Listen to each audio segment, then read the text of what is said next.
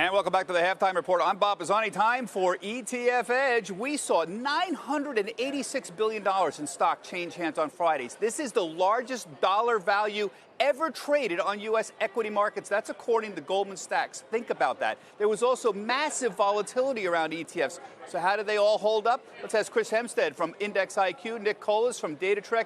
Nick, the largest high-yield ETF, we're all watching high yield. HYG lost 20% of its assets last week. High-yield spreads blew out. How did trading hold up, and what about today? Trading held up really well. If you look at the high-yield spreads, they didn't even go to one-year highs. That was 470 basis points. We got to 460 last week. So those redemptions in HYG, and J&K was almost as bad, didn't have a profound effect on the high-yield market. That's really good news overall. Remember, all those people kept saying, well, if we ever get stressed, it's going to all blow up. Chris, let me ask you, the two largest VIX ETFs, the TVIX, VXX, they also had huge outflows.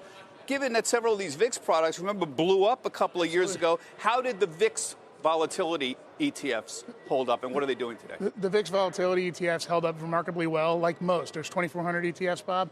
They all held up remarkably well. The long-short merger ARB ETF, everything really held up well in this market, and the verbiage that was being communicated to me by liquidity providers was orderly. Well, I don't understand it. We had doomsdayers on say, oh, if whatever happens, we get real stress in the system. These more thinly traded ones with more difficult to trade bonds, like high yield bank loans, they were going to blow up on us. Why didn't they? Why was the market orderly and efficient? Look, I mean, there's no crystal ball ever, but with to your point, the highest notional trading day ever, and these products held up perfectly, exactly as they're intended to do. Nick, you had a lot of calls from clients over the weekend. You were telling me you make advice. Are you telling them buy today? What are you giving? What advice are you giving to your clients right now? We gave our clients two levels to look at on the VIX. The first is 42. The VIX goes over 42, you buy.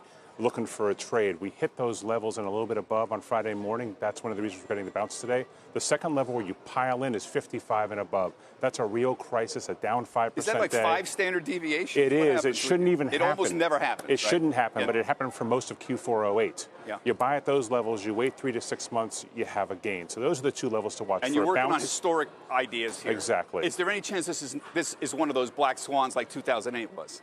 Not yet. No. Policymakers have the right thing going on right now, unlike '08. Okay, thanks, guys. Chris, Nick, thanks for joining me.